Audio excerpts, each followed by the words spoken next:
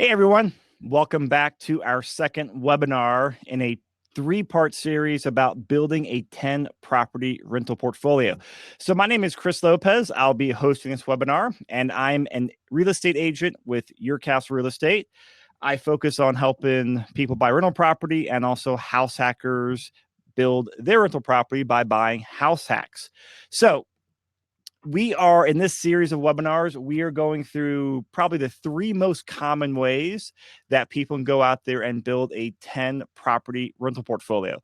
So last week we covered what it would take, the timeline on how long it would take to buy 10 properties with 20% down. So that's you buying them as a traditional rental property while you live in one place and buy them. Today, we are going to be talking about buying 10 properties down at 5% with Nomad, and that is where you jump into the property, you live in there for a year, you use owner-occupant financing, then after you move out, you repeat up to your 10 properties.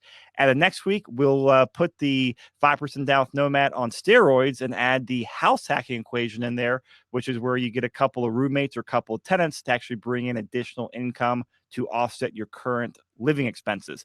So we are using some brand new software called the Real Estate Financial Planning Software. That was created by James Orr, I'll introduce in a minute. And for a good part of last week's webinar, we actually went through and showed you the power of the software. Now, you don't need to see all those variables for this webinar to kind of see the comparison of the three scenarios, but I highly recommend you go back and actually watch that video. It is worth 60 minutes of a YouTube video to actually go watch because it is so detailed and so powerful. So definitely make sure you check that out. If you need the link for it, it is denverinvestmentrealestate.com/REFP, the number 1. And I'll put that link in the show notes and also in the chat box on the webinar as well. And of course, the recording of this one will be posted to our YouTube channel and our podcast channel as well. So I've got my co-host here with me, Joe Massey, who is a senior loan officer at Castle & Cook Mortgage. So Joe, welcome back. Good afternoon. Great to see you. Thanks for having me on the show. So before we jump into this, Joe, I kind of just pushed you in the deep end last week having you on this webinar. Yeah. I talked to you a couple weeks ago and said, hey, dude, trust me, hop on here. This is some really cool stuff we're looking at. And last week's webinar, you saw it live for the first time, like all the other viewers out there. Mm-hmm. What was your initial reaction? I was blown away. I mean, James, I'll tell you, this is some of the most powerful financial analysis software that I've ever seen.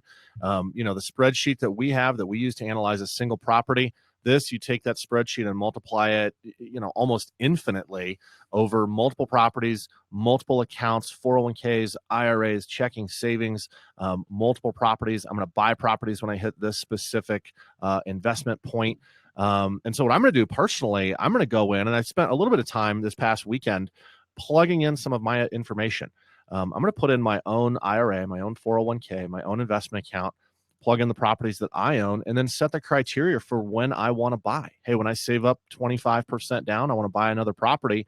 And I'm just going to use this as myself as the test model on this. And I'm really interested to just fool around with it and see what it tells me, because I have a pretty good gauge, I think, of where I want to go and when I want to get there. And I'm curious if my expectations line up with the reality of what the software is going to tell me. Wonderful. And James Orr is our next guest, and he's actually the creator of the Real Estate Financial Planning Software.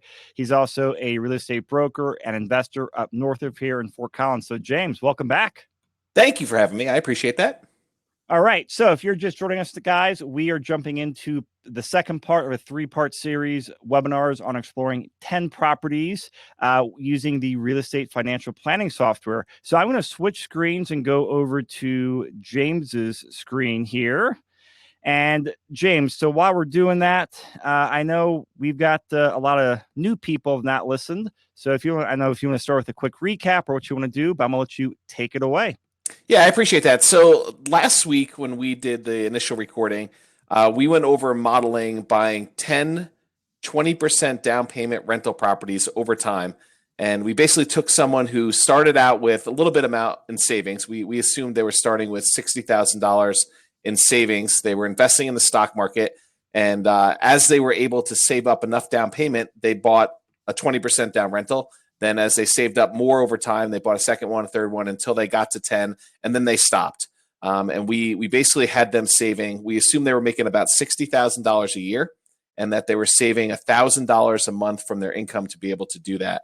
And the nice thing about the calculator, last week you provided people with a link to be able to go and just change the assumption. So if someone coming in is making $70,000 a year or $40,000 a year, they can go in there, change the assumptions about how much they make, how much they're saving, what price of property, on all the other assumptions we did last week, and model their scenario. So we just kind of did a baseline. And then this week, we're going to take essentially the same property, and instead of putting 20% down, we're going to change the loan type because we're going to do owner-occupant financing. We're going to put 5% down, and we're going to buy a property, live there for a year. Then after a year is up, we're going to buy our next property, convert the previous one to a rental, and use that model in order to get to the point where we've acquired 10 properties, 9 rentals, 10 properties total. The last one you're going to live in for the duration of the scenario.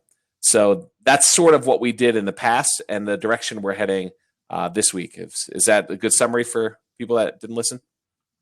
I think so. Yeah. I mean, should bring them up to speed. And everyone out there, I'm going to repeat this, sound like a broken record, but watch the first video. It is totally worth it. Yeah, and I'm going to make some assumptions about you understanding some basic things. So if you're not going to watch the first video, you're going to miss some of the details and why we went through some of the assumptions, because I'm going to show you where things changed. And then I'm going to jump into charts, because I think last time we were a little bit rushed going through some of the charts at the end.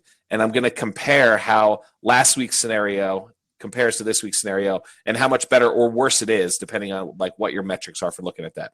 So if you don't mind, I'm going to just jump right into the one where we're doing 5% down payment properties and just run through this, sort of like what we did last week, except I'm not going to go as slow. I'm going to assume that you watched last week's video at some point, and I will just show you what's changed since last week. And James, before you start jumping into software, Nomad is a term that you've coined, and it's new to a lot of our listeners and viewers. Can you just tell people what Nomad is and give us that definition to make sure everyone's on the same page? Yeah, so Nomad for us is sequentially buying property. So you buy a property, you live there for a year, you have to own or occupy it, then you convert it to a rental after you've lived there for a year. And I don't know if Joe wants to talk about why we limit that to a year. You want to talk about that, Joe? Yeah, absolutely. So if you're purchasing a property using primary residence financing, whether it's FHA, VA, or even conventional, if you tell the lender, me, hey, I'm going to live in this property, it's my primary residence, we need to see you occupy that property for a minimum of a year. If you only occupy it for 6 months and then you want to buy another one, well, when we go to give you the next loan, we're going to look back and say, hey, you just got a new primary residence loan from us 6 months ago. Is this new property really going to be a primary residence? Or are you going to be renting out the last property that we gave you? You really need to meet the terms of that loan, which says I'm going to occupy this for at least 12 months as my primary residence. Yeah, my theory is, and I tell clients this all the time, you're going to have a lender who's going to be your financial partner in acquiring these 10 rental properties or whatever it is. Don't mess around with their rules. They're telling you, hey, we require you live here for a year. If you don't live here for a year, it's loan fraud. And you don't commit loan fraud, you'll get free rent forever. You get an orange jumpsuit to kind of wear. But the thought process is they're going to loan you millions of dollars to acquire your rental properties as long as you follow by their rules. So don't try to make this better and say, well, I'll just tell them I'm going to live in the property for a year and then I'll move out in 6 months. And, they don't really care about that. They don't mind. Oh no, they do mind. They're going to give you a beneficial interest rate, better than you're going to get with investor loans. And they're going to allow you to buy a property with less down. And instead of 20% down, you'll be able to buy these with 5% down, or 3.5% if you're doing, FHA, or 0% if you're doing VA. So they're going to give you some really preferential loan terms for doing the owner occupant, which are going to make a huge difference.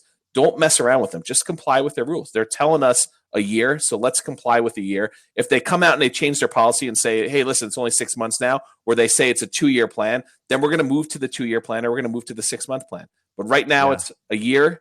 Follow the rules. You're exactly right. And I'll tell you, James, I want all of my clients to buy multiple properties. We just have to follow the rules. But you follow the rules, I'll help you buy all 10. If you don't follow the rules, I can help you buy 1 or 2, and then you can't get any more. So that's right. Follow the rules, and we want you to buy more. Just under the right guidelines.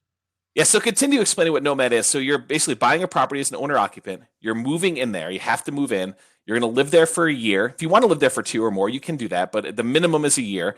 And then you're going to convert the previous one to a rental and acquire your next property as an owner occupant again. And you can repeat this as often as you like until you get to the number of rental properties you want. And I used to think that there was actually a 10 loan limit, but somebody told me, and Joe, maybe you can confirm this for people, but for owner occupant properties, you're not limited to that 10 loan limit for loans for your Social Security number. Is that correct? That is true. Yeah. If you're applying for a new investment property loan, I can't help you if you have greater than 10 finance properties. But if you're going to live in this property, I can help you. You could have 20 finance properties. I can give you a new primary residence loan. Yeah, so this is an amazing way to get these 30-year fixed rate financing loans, even when you get above the 10 loan limit that you're normally set to for investor type loans. So it becomes a real challenge to get financing. So you got to go do, portfolio lenders or some type of other financing to do the investor loans. But for owner occupant, you can keep getting 30-year fixed rate financing, which is amazing. Yeah, that's right. I did not know that. Mm-hmm. Yep. So what we're doing today, we're going to model buying 10 5% down payment Nomad properties. And this scenario name, it's for your use only, so you can use whatever you want there. We're going to do the same 480 months that we did last time. We're not going to name any individual people or put birth dates in. We're using the same effective income tax rate that we did last time because you're still making the same $60,000 a year, I think is what we use for our income. And I'll double check that here in a minute.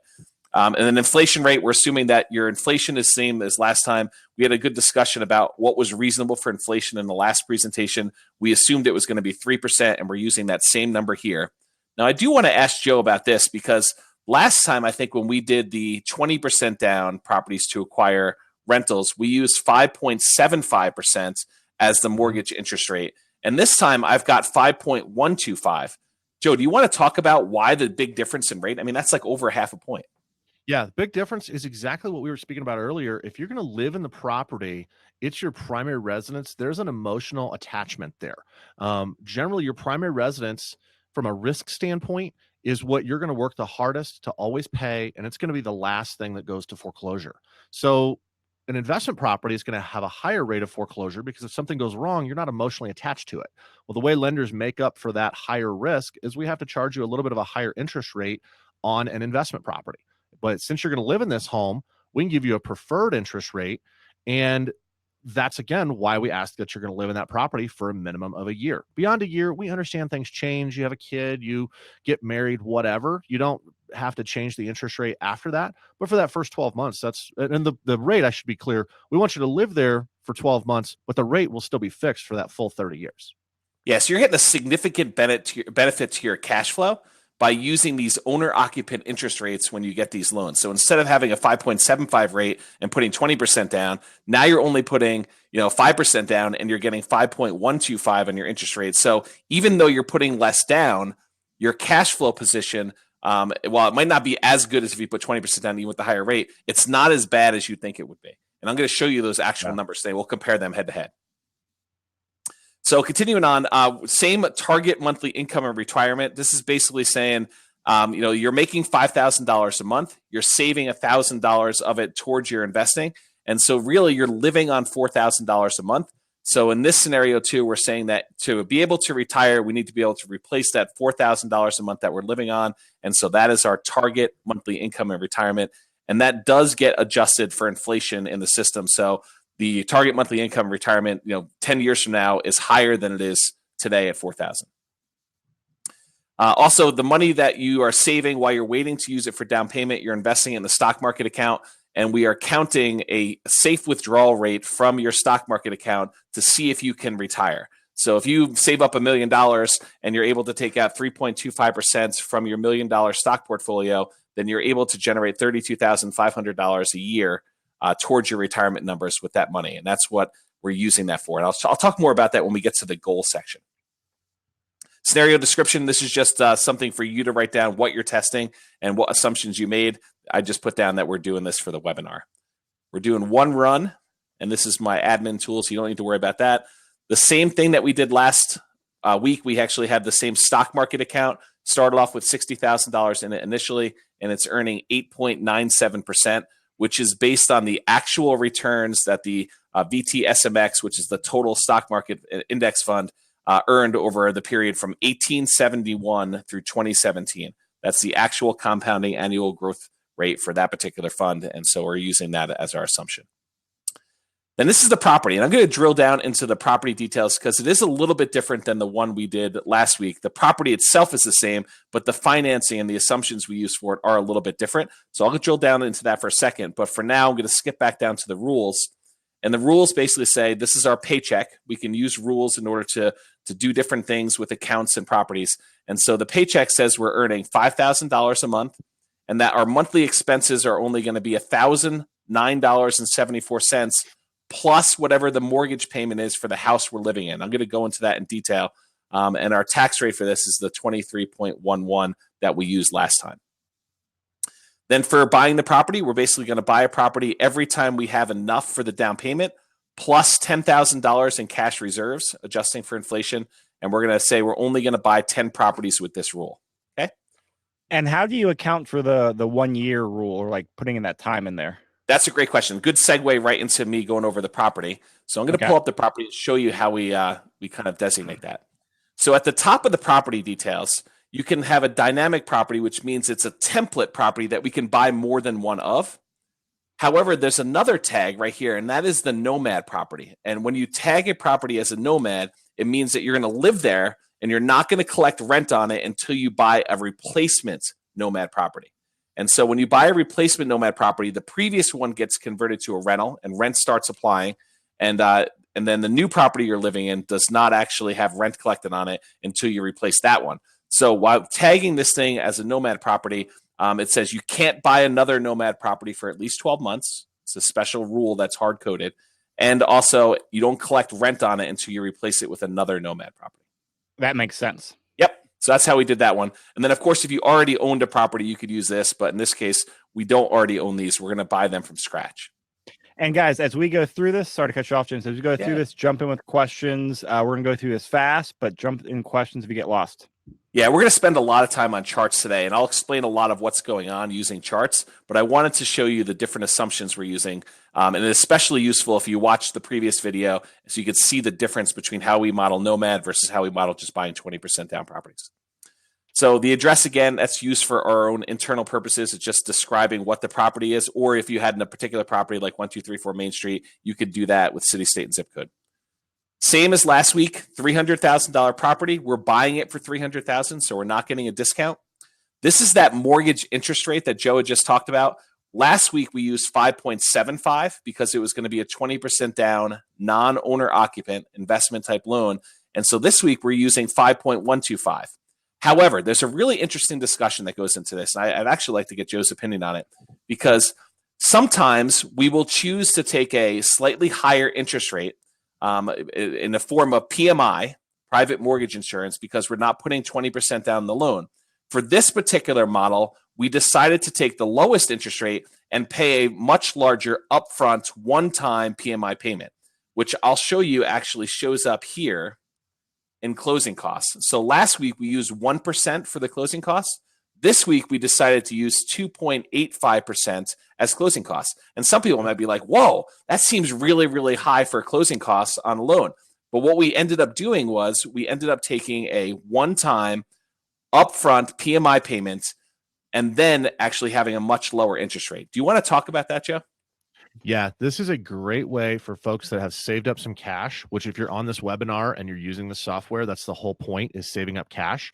If you have that additional 1.5% to 2% and you can pay your mortgage insurance at the time of the closing, it actually cuts down the cost of your mortgage insurance by more than half. What I mean by that is if you pay it up front, and in this case, it would be 1.85% on a $285,000 loan. So that would be a little over $4,000. If you were to pay it monthly, you're going to have about $120 a month for about 9 years. And if you do the math on that, it's going to come out to be about $12,000, I think. Double check my math on that. Yeah, $12,960. Think about the savings on that. I could pay $4,000, $4,500 or so up front one time, or I can pay $13,000 for my mortgage insurance spread out over the course of the next 9 years. So it really, if you have that additional savings and you can invest it up front, it saves you a lot of money. And guess what? your property is going to cash flow a little bit better because you're not paying that monthly mortgage insurance. So I highly recommend paying it up front if you can afford it. Yeah, there are two things I want to say to kind of add to that. So the first one is what you said is really interesting. You're going to have better upfront cash flow on it.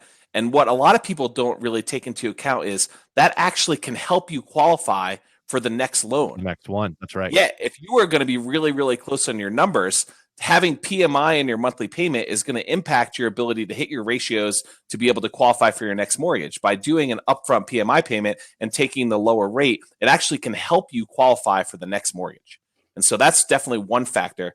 The other thing I wanted to mention is you had kind of run through some really quick math saying you end up paying about half of the PMI by doing the one-time upfront PMI payment versus taking it monthly. And one of the great things about our calculator is you can run it both ways and see what the impact is to your overall portfolio over a long period of time by doing both. And so go ahead and model it. Yeah, and so model it both ways and see. Because that's really cool. Yeah, my understanding is that it gets calculated by whether or not you get to 78% loan to value on your property. That's when it ends up dropping off. Is that right? That's correct.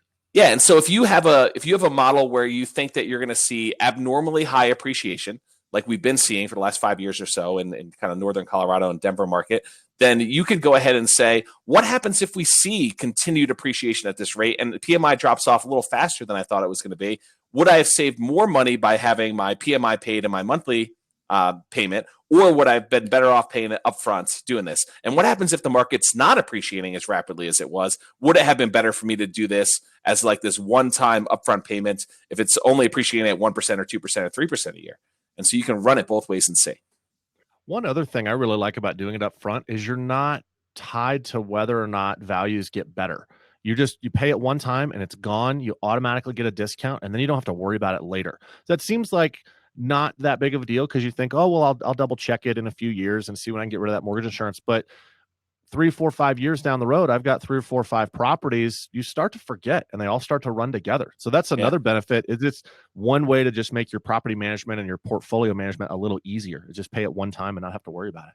Yeah, the way I would describe that is you're buying or eliminating risk, right? Because the risk is that the property doesn't go up in value, or maybe it even drops a little bit, which for a long-term portfolio, it doesn't really matter that much. I'll show you that. But if you're able to get rid of the PMI, you're not worried about the properties going up, or you paying down the loan enough to get to that 78% loan to value, you're basically buying certainty. And it eliminates some risk from your investing. So I agree with you. I think paying up front makes a lot of sense. Yeah, for sure. Is that what most of your Nomad clients do up in Fort Collins, James? I think they're all over the place because, depending on what lender they're talking to, some lenders have differing opinions. They're like, hey, listen, the market's been going up, 9% a year. You'll get rid of PMI in 2 years. Let's take it monthly and roll the dice. And some investors are very risk tolerant. And they'll be like, that sounds really reasonable to me. If I have a 9% appreciation rate over the next 2 years and I put 5% down to begin with, I'm going to be at 78% loan to value. And so I'll take that chance. I'm only paying 2 years of PMI if I do it that way. But then other clients, they definitely see it. They're like, I have a little extra cash saved. I'm going to do that. And some will even go and buy their rate down even more. They're like, hey, listen, I'm going to keep this loan for 30 years. I'm buying a brand new house to move into. I know I'm going to keep this loan for 30 years. I'm not moving out. I'm actually going to even buy my rate down more than this. And then they'll go and they'll price out different tiers of how much they can buy down the rate for each amount of money that they add. And they'll look for opportunities where it makes sense to do that. Yep. All right. So before you guys move on, because you just went off on a really interesting tangent, and it might be hard for some newer people to follow, but just to recap what we're actually doing in this scenario is you're actually prepaying the mortgage insurance to essentially save part of your monthly payment going into the future. That's right.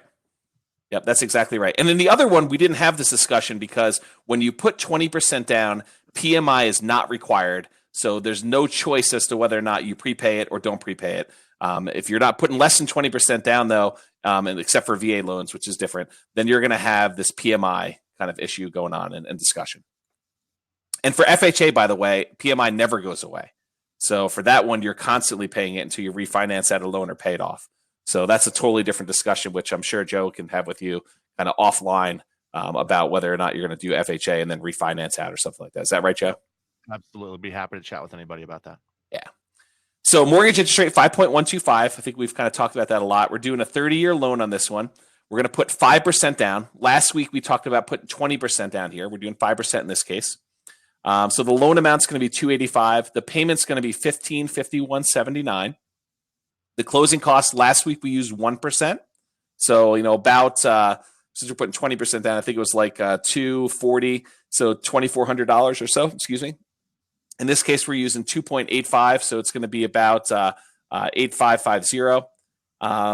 Rent ready costs. We assume the property was in great condition when we bought it. This is where you'd put something if you bought a property at a discount and needed repair money to be put into it. But we're not doing that in this case. We didn't do it last week either. We're also not assuming that the seller is going to contribute anything towards seller concessions. In our market now, we're starting to see where you're getting some seller concessions if you negotiate it. It hasn't been true for the last 5 years or so, depending on where you're buying. But residential for depreciation. So we're assuming we're depreciating this property over 27 and a half years, just like last week. And 15% is the value of the land because you can only depreciate the value of the building. We're, again, looking for our down payments in that stock market account. And we're also going to actually deposit our rent and pay our mortgage from that stock market account as well. So you get to choose which account you're doing it. We're only using one account in this particular scenario because it's going to be a lot simpler to just keep track of one. Last week, we also talked about appreciation rates and rent appreciation, and we decided we were going to use the same number that we did for inflation. And so we're using 3% for appreciation. I know if you're in Denver, you're like, 3% seems really, really low, James. Can I crank it up to 6? Sure. Just go ahead and copy it to your own account, and you can use whatever number you want there. I will tell you, I'm a more conservative guy. I'd rather be pleasantly surprised by a 6% appreciation rate. And so I would actually use 3% if it were me. We are both nodding our heads here. Yep. Yeah, I mean, if it goes better than that, great. And the one risk you have is that you are buying more expensive properties if the appreciation goes up. So run it at 6 too, because the properties you're buying each additional one in the future, it is more expensive. So it is good to see how it plays out with 6. But I would also use 3% as just kind of like my baseline to see how my model's going to work. That's where the school of thought I'm from. Now, start rent after a certain delay. So if you had to do 6 months worth of repairs on a property before you start renting it, you'd put 0 in here. In this case, we are not actually delaying it. We're saying we're living in it for the first year. And then when we buy the next one, we're not going to delay any number of months after that. So it's going to be 0. Now, monthly rent. How in the world did I come up with $1,933.64? And I talked about this in detail last week.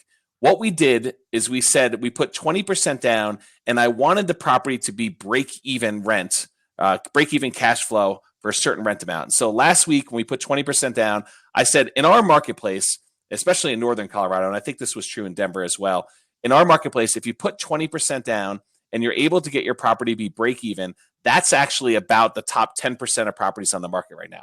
So if you're looking for a really decent deal, I mean, not like the best of the best, but also not a crappy property either. If you put 20% down, then you should be able to have break-even cash flow in our current market conditions. And so right now we're assuming that $1,933.64 would be break-even rent if we had put 20% down. Now we didn't put 20% down. So a super interesting thing happens, right? Because we ended up putting 5% down, which is less than 20%. So if we had put 20%, we would have been break-even. Now that we did that, I'm going to scroll down here and jump to a conclusion here for a second. We actually end up with negative $151.22 per month in cash flow. Well, James, we can't buy this property. It's negative cash flowing. That's very funny. So here's the way that I describe it to people. And I'll show you the actual charts to show you the math on this. But basically, you're saying $151.22 per month in negative cash flow on the property. And we're getting that because we didn't put $45,000 more down. Right? We put $15,000 down, 5%, instead of putting a full $60,000 down in order to get 20% down. So if you actually had, and got my little handy calculator out here, if you had $45,000 and you divide by 151.22, you can go 297.58 months before you get to the point where you would have had to put the same $45,000 more down. I want you... I love it. I mean, that $151 is just deferred down payment.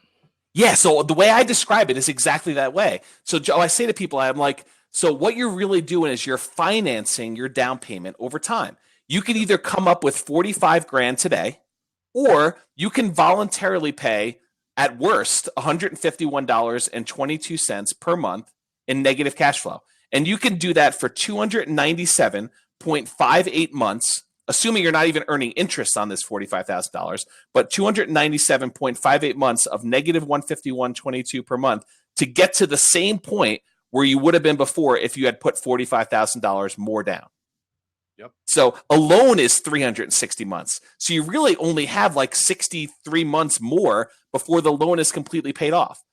And there's two other interesting things happening here, two other things that come into play. Number one is, what do you think happens to rents over time, Joe? They go up. Yeah, they tend to go up. So this 151.22 is like the starting position.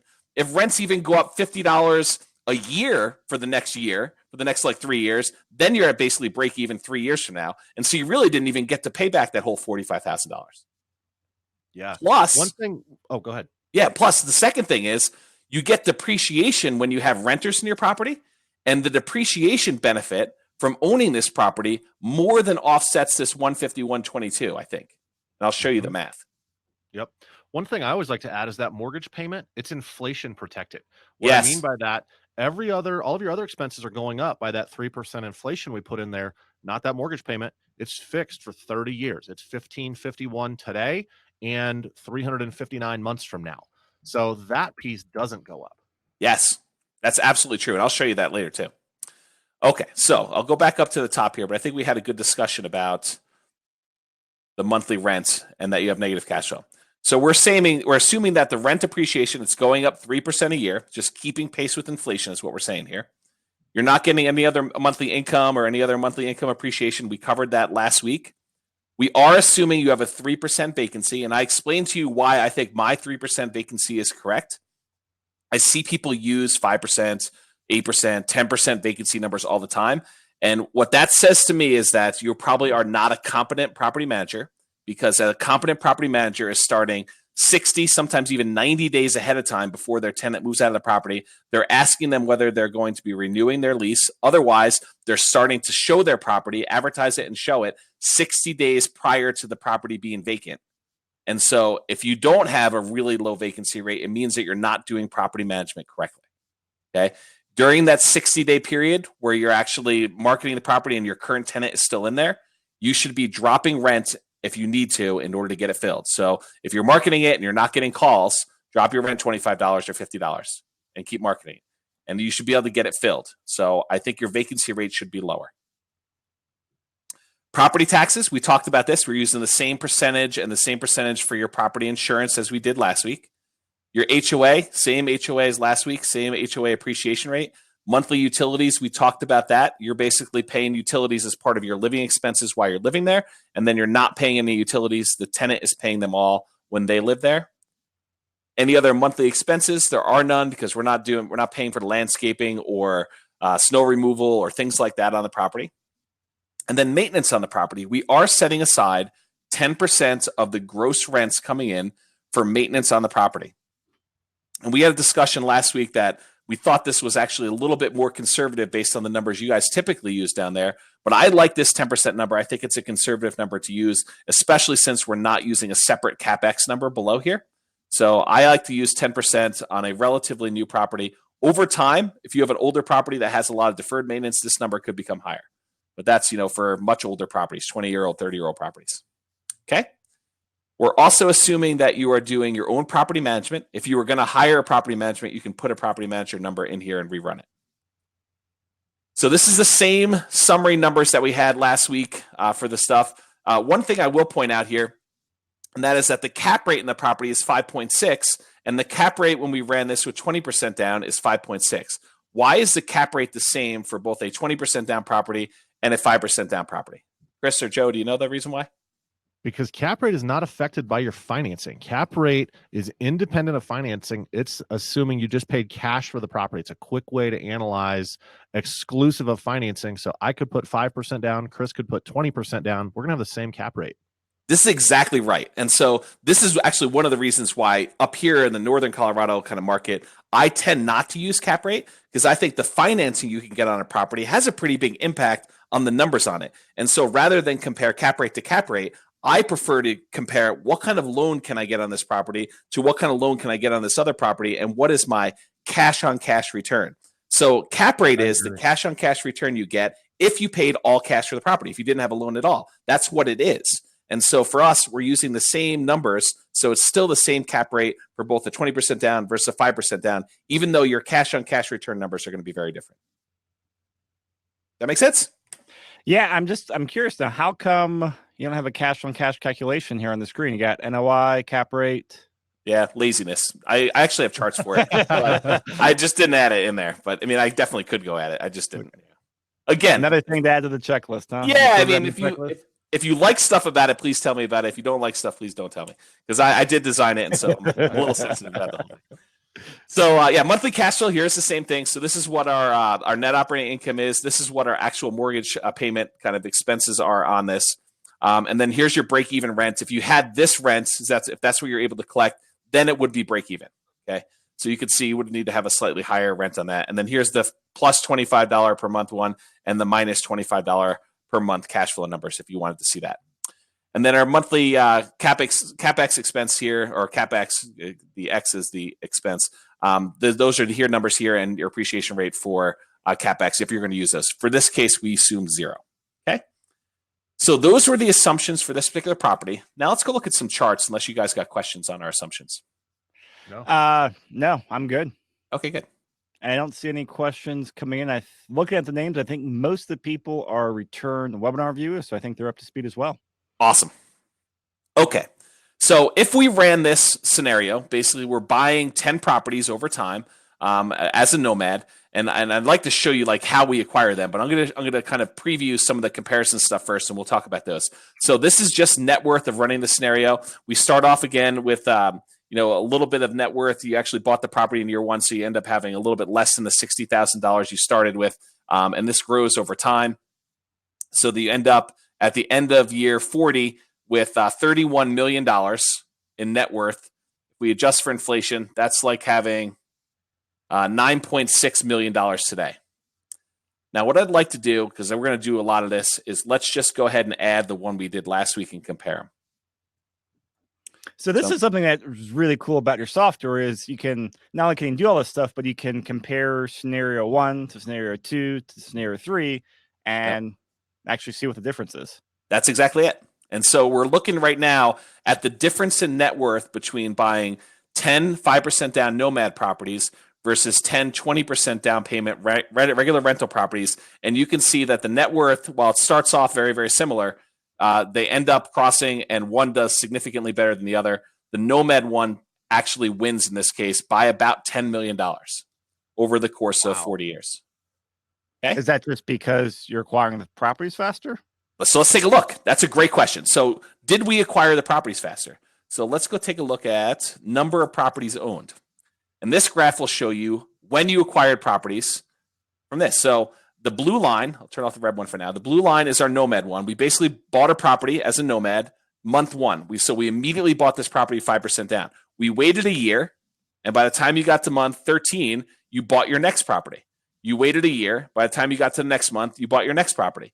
And you keep buying them. As long as you have enough money for down payment, which you do, then you're able to acquire properties. By the time you get to month, whatever this is, 112, you end up buying your 10th property. Okay? And then you have that there. Compare that to the 20% down rentals.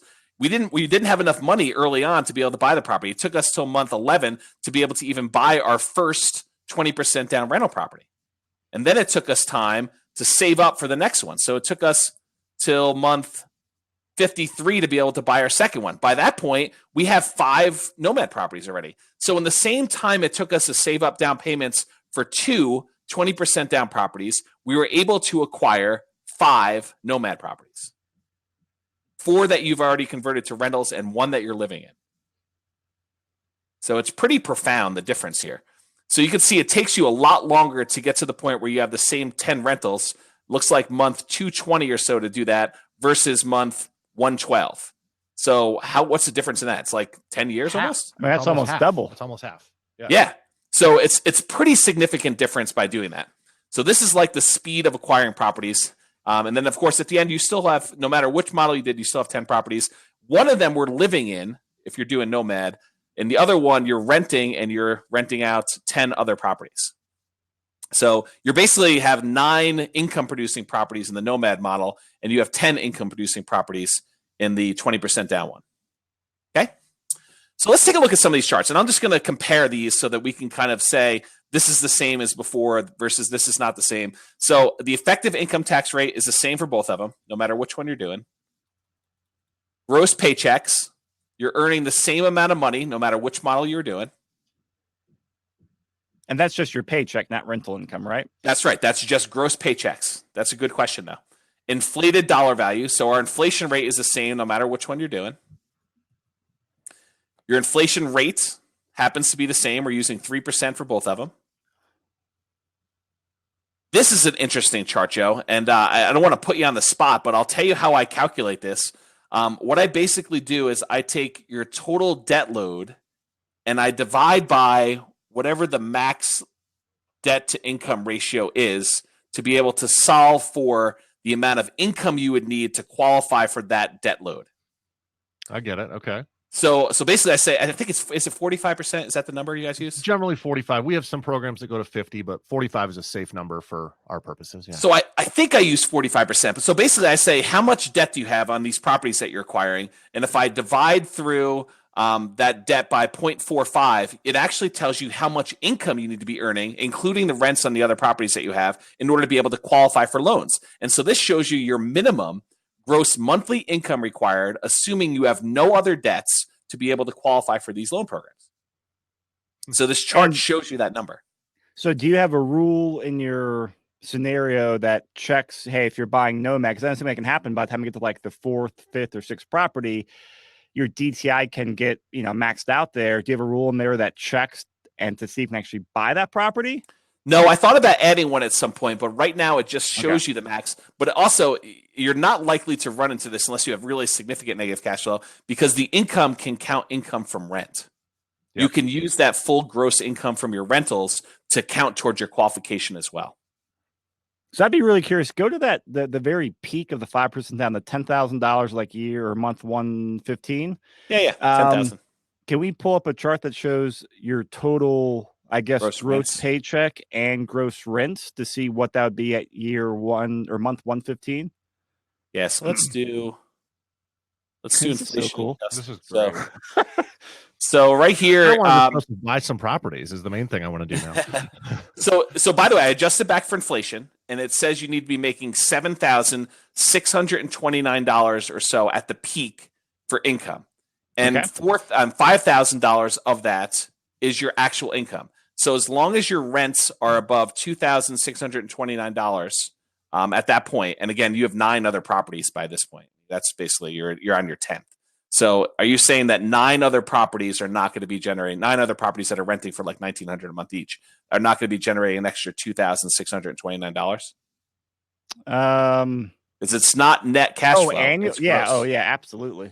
It's gross. Yeah. Unless something crazy would happen. Yeah.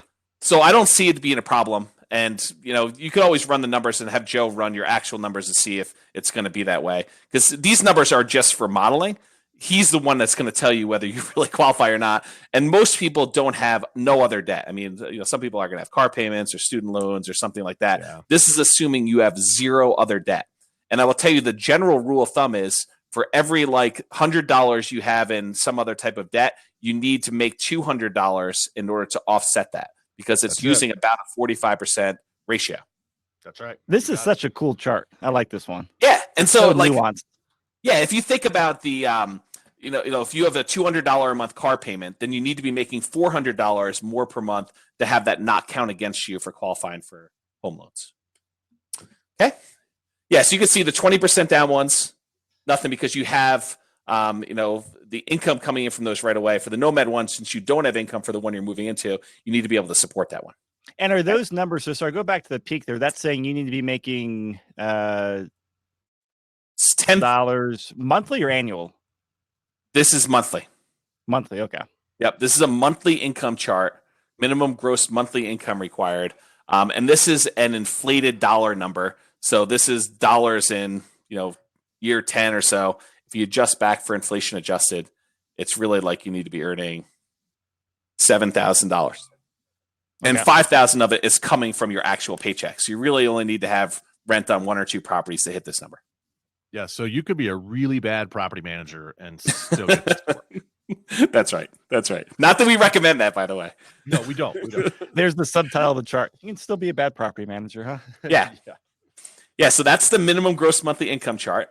Mortgage. All right, chart me. This is cool. Keep going, man. Yeah. Mortgage interest rate. And we talked about this. You're getting a lower mortgage interest rate on the owner occupant ones than you were on the investor ones. You can see the difference here. It's 5.75 compared to 5.125. So you can see what the rates are for those. Net worth, we've already showed that. Number of properties owned, we've already showed that. Paychecks after tax. Again, since your tax rate's going to be the same for both of these and your paycheck was going to be the same, the charts are identical. There you go. You can see the difference.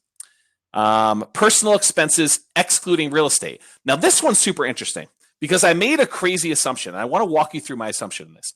So in the original model, when we did the 10% down, the 10, 20% down properties, we assumed you were renting yourself. And so you were living in a rental that you were paying rent. So the personal expenses you had, basically you take your paycheck, you subtract out the tax rate. So you have your after-tax dollar amounts.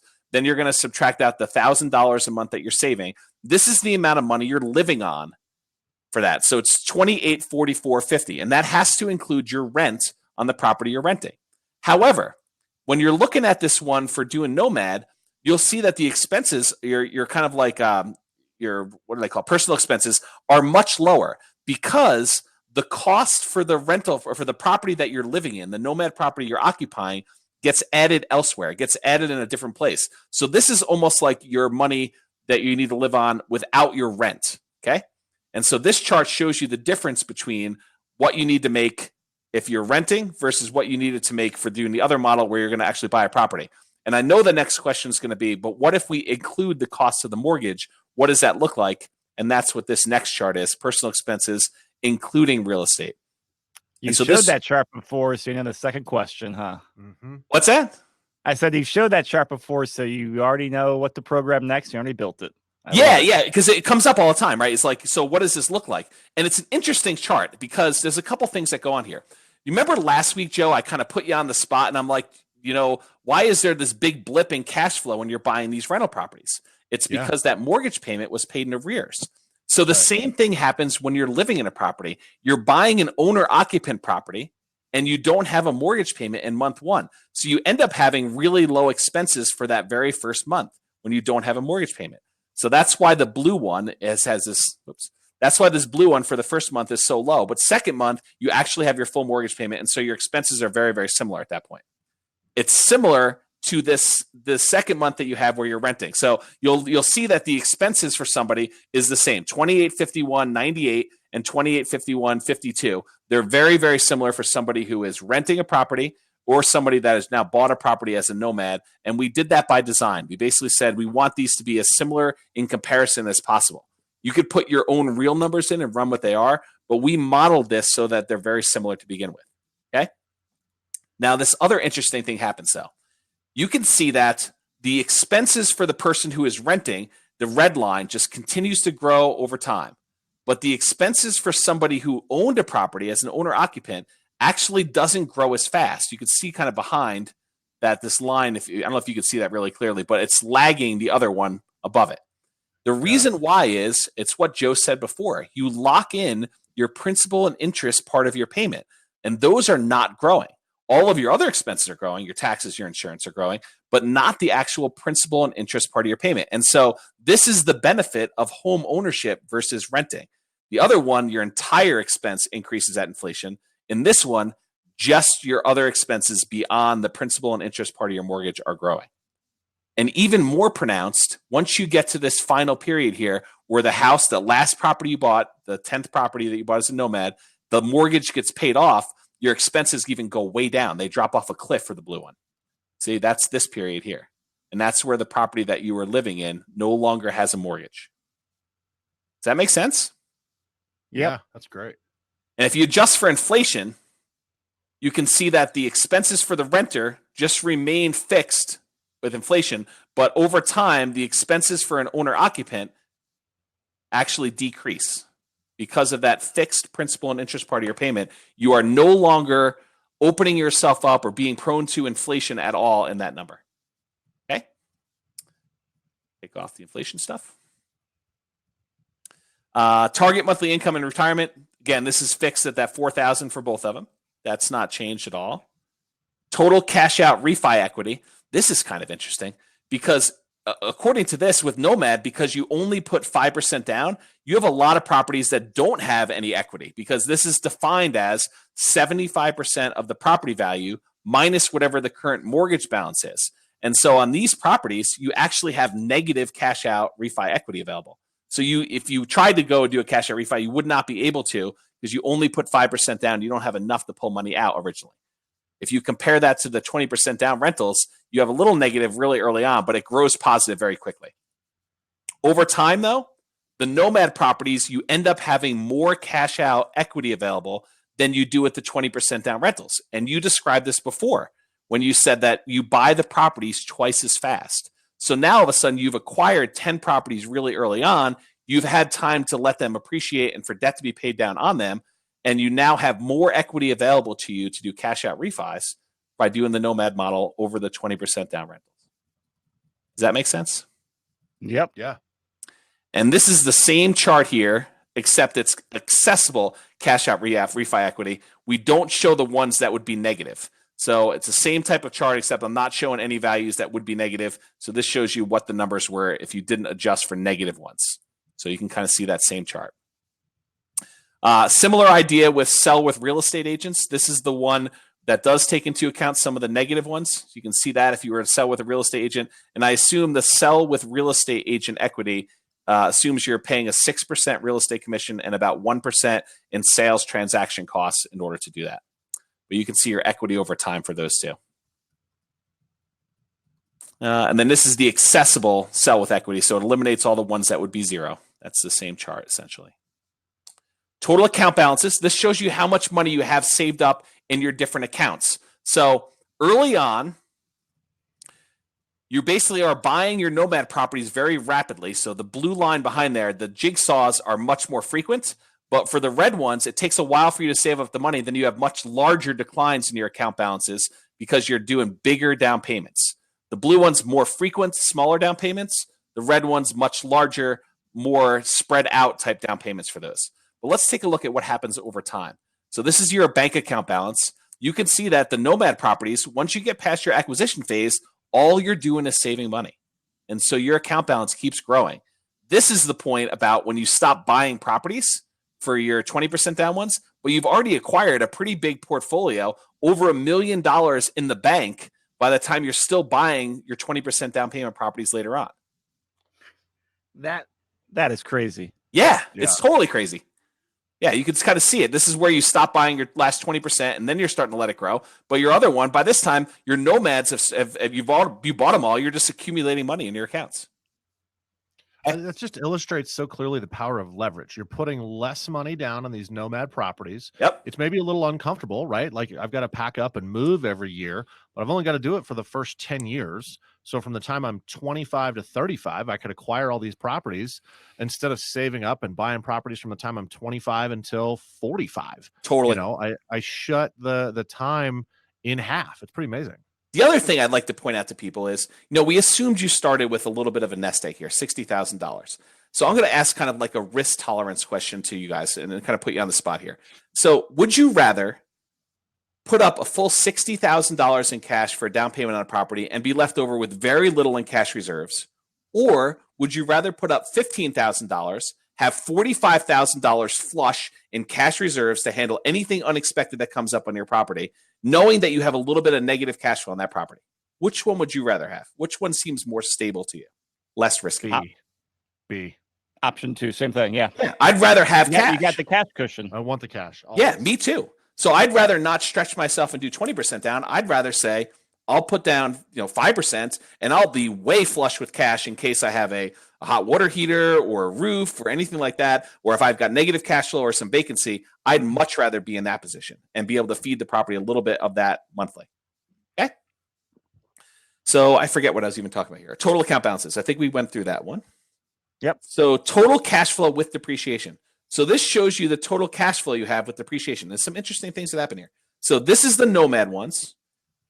Remember, we were negative with some of them. First of all, I'll point out that you don't have any cash flow for the first year. Why? Because you're living in the property for the first year. You're not even renting it out. By the time you get to month 13 and you're doing this, we had negative $150 or whatever it was cash flow. But when you add back in the cash flow from depreciation benefit, that's the cash flow you get from the taxes you save by owning a rental property, you end up being $74 positive at the end of the day. Okay? So it's not even really negative. And so you kind of do that, and then you add to the next rental property, you add to the next rental property, and this continues to grow. Compare that to the 20% down rentals. You can see there's that big spike for the first month that you own the rental property, and you have this bonus amount of cash flow because you rent it right away, but you didn't have a mortgage payment. And then it kind of goes there. So you end up getting $213 in month 15 for rent on the 20% down rental, where you only are getting $68.90 on the rental from doing the Nomad. So it's a difference of, what is that? That's like $150 a month or so? Yep. Yeah, so it's about $150 a month difference in rent between the two of them in that early on. But eventually, Nomad overtakes the 20% down because you've acquired properties quicker. So by the time you get to year, whatever this is, 3.5, like this would be year 4 or so, you actually are doing better with cash flow from the rental properties with 5% down than you are from the 20% down rental properties because you have fewer of them. Does that make sense? Absolutely. Yeah, I'm just in awe at how quickly that happens. Yeah. And then you could see right here, you actually get to a point where it's about very similar. The Nomad one does a little bit better over here, but then eventually gets really similar. And then something crazy happens. The Nomad one just takes off because you start having properties that become free and clear. You no longer have mortgages on them at all. And it just starts really stair-stepping very quickly. Eventually, this will catch up and they'll be very similar. But early on, Nomad actually is better with cash flow. And that's because you acquired them quicker. So Yep. therefore, you pay off the 30-year mortgage quicker and have the free and clear cash flow. I think it's a combination of that plus your better interest rate because the interest rate matters a lot. Oh, yeah. It I mean, does. That makes an impact over a long period of time. Yeah, I mean, you have better than a half point in interest rate difference. Okay, so that shows you that. Cumulative cash flow. I'm not sure what I'm showing here. This is true cash flow versus property management fees. Oh, since we didn't use property management fees, it really doesn't matter. But when you include property management fees, I like to show how much cash flow you're making versus how much you paid to your property manager. I do a whole presentation where I show property managers do pretty well on your rental properties. So total cumulative cash flow, it shows you the sum over time. And you can see Nomad did better than the 20% down rentals by almost a full $1 million over 40 years. Okay. That was my pause for dramatic effect. Very, very dramatic. Total cumulative cash flow after capital expenses. Since we didn't have any capital expenses, these are going to be the same. I'm not going to show you that. Total cumulative cash flow with depreciation. So if you add in the depreciation benefit, it shows you that it's probably a little bit less than $1 million difference between those two. 800,000, 750,000-ish. Okay. Couple more left. Total cumulative property management fees. There were none, so that's going to be 0. Total cumulative true cash flow. Shows you the difference there. That's like the 800,000-ish range. And what is true cash flow? True cash flow includes the depreciation benefit and CapEx. Okay. So cash flow plus depreciation plus CapEx. I got tired of saying cash flow plus depreciation plus CapEx, so I just I just phrased the term or coined the term true cash flow to kind of define what that means to me. Just use the acronym CFDCE. That'll be clear as mud. Very clear. I think that's a better one, James. Yeah, I think I'll stick with true cash flow for now. I'll license that term out to you for a small yearly royalty. That's pretty funny. So this just shows you your raw total equity. This does not take 25% discount for doing a cash out refi or the 7% discount if you're going to sell with an agent, your closing costs and stuff. This is just the difference between property value and mortgage balance on your stuff, and you can see the difference in equity between the two cases. Total months rent. So this shows you how much rent you're getting. Because you're doing Nomad, you're acquiring these properties quickly. You have more gross monthly rent coming in than you do when you buy the 20% down rental properties. So you end up getting to your end position, your kind of safest base of the pyramid position faster by doing the Nomad model and acquiring these properties very quickly. And that makes a huge difference over time. And you can see that in this chart. Wait, so scroll. What's this chart? Total monthly rents. This is gross monthly rents on properties that you are And the 20% down property eclipses it because you're still living in your 10th Nomad property. That's exactly right. Yeah, Okay, because you're renting, not renting one. Yeah. So you have 9 rentals as opposed to a total of 10 rentals for that. Okay. That's a really good point because we're talking about how Nomad does, $1 million better or whatever the number we're talking about is. And it's doing that on 9 rentals versus 10 rentals with the 20% down. Oh, so wow. On fewer rentals. That'd make a really big difference then if you bought an 11th property for your long-term owner occupied. Yeah. Yep. It would make it. Yeah. Yeah, if you think about it this way, if you want a way to think about inflation adjusted numbers, and I apologize, we're over on time. I'll try to speed things up. But if you think about the inflation adjusted things, is if you're buying another $300,000 property, it might be worth, I don't know, $1 million in the future by buying that one extra property. However, if you take it back to today's dollars, it's worth the same $300,000. So it'd just be free and clear at that point. You have another $300,000 in equity on that property because when you adjust back to today's dollars, it's worth what it is in today's dollars. Total property management. We're not going to talk about. Total mortgage payments. I'm sorry, I misread my own writing there. So this shows you your mortgage payments over time, and you can see once you start paying off these properties, they start stair stepping down. It takes longer for you to stair step down on the 20% down because it took you longer to acquire them as well. But it shows you so even I'm looking at the red one, the 20% down. So even though you're putting more down, but you have a higher interest rate, is that the big difference in mortgage there? Yeah. That and well, it's a 30-year term. So each one of these, it took you longer to acquire it. Yeah. So like the left hand, everybody can't see what I'm pointing at on the screen. Your left hand side matches your right hand side. So if it took me from month 11 to month 50 to buy the first one, took me 48 months. It's going to be 48 months before I pay off the next one on the far right. Yeah, but I'm saying even at the time where you have all 10 properties and they still have the mortgage on there, like right where James's mouse cursor is, you've got 10 mortgages on both properties. I see. The you payment got is a higher total mortgage amount, higher interest even rate. though you put 20% down. That 3/8 of a difference in interest rate makes that much of a difference. Yeah, $3,000 on 10 properties, about $300 a month more. Yep. Let's see here. Total property management. That's the one I want to skip. Total saved from your paycheck. So this is sort of like the inverse of that expense that I talked about, is that you're able to save more with the Nomad one because you're living in a property over time. With the 20% down rentals, you're able to save less over time. So this shows you your inflation adjusted amount that you're saving toward being able to buy future properties and stuff. Early on, it doesn't make much of a difference. Later on, it does. And again, this blip is yet first month of rent freeness you get. Then here's where you pay off your mortgage. You're able to save a lot more once your mortgage is paid off, the property you're living in. Make sense? Yeah. Total save from paychecks could be just the amount you're saving there from your paychecks. And again, the difference is those expenses, but one of them you have a mortgage payment with, so it's not really a good comparison. This is the total true cash flow of the properties. I think we looked at this before.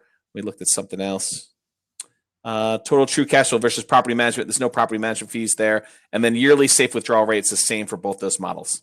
So what I'm going to do... That's because you have no stock market investing, right? Well, we're using the same percentage for the safe withdrawal same rate. percentage. Yeah, so 3.25. So it's the same no matter how much money you have in there.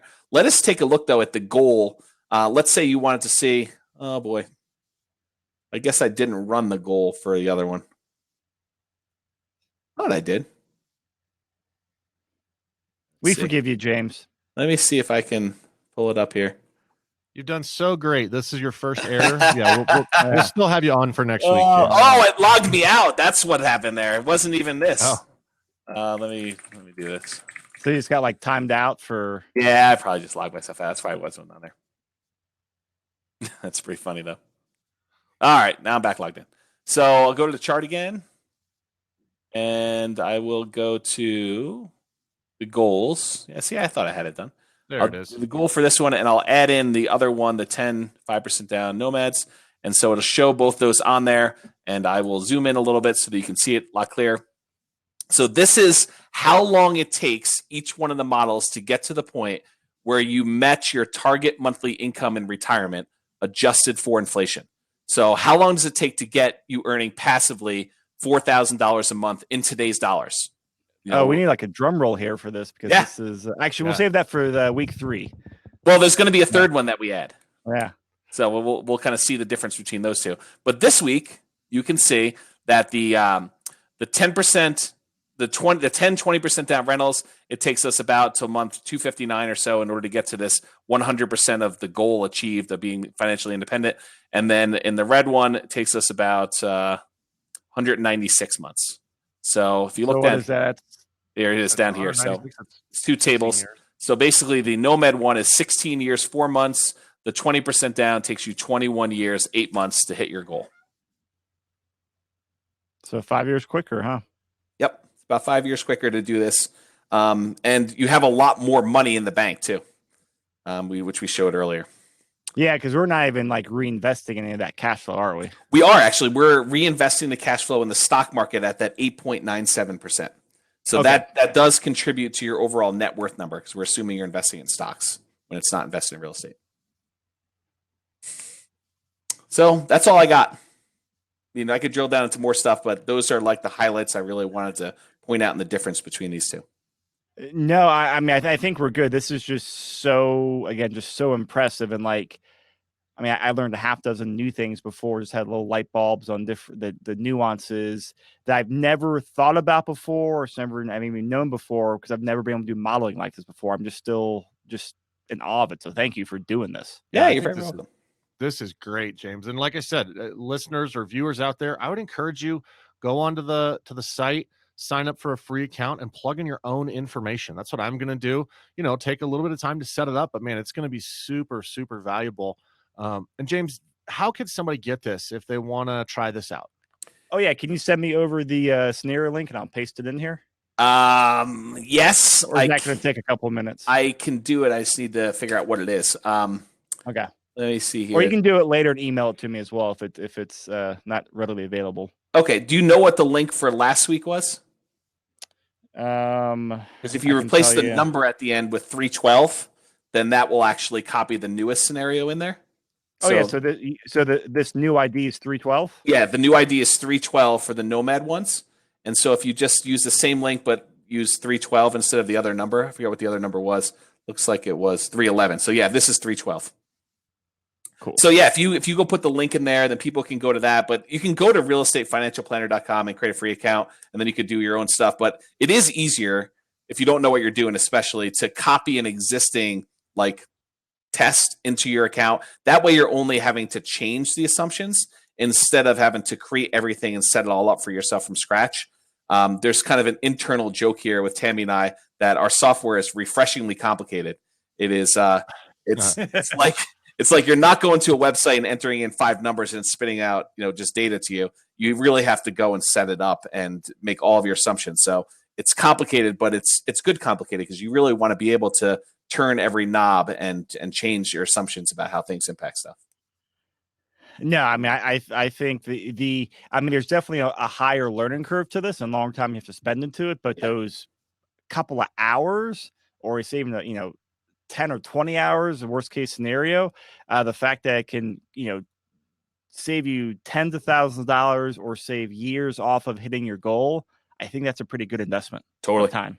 I can tell you anything that I've ever invested time to learn and understand up front has paid dividends 10 times back. So I think it's anybody watching, anybody listening, this is super, super worth the time to go in, to learn it, understand it, play with it, try and break it. I've yet to see an error in here, but that's why we need a lot of people to mess around with it, right? Yeah, and I make no guarantees that there are not errors. Please do let me know, and I will try to go and fix them. But it's way early on in its kind of production, the software itself. And I'm sure as I add new things, I'm going to break new things. There's going to be new errors introduced. But definitely, do double check all the math before you make any real money investment decisions. But I intend to make it error free. But I'm not perfect either. I'm human. So, and the website realestatefinancialplanner.com, is that right? Realestatefinancialplanner.com. Yep, that's exactly right.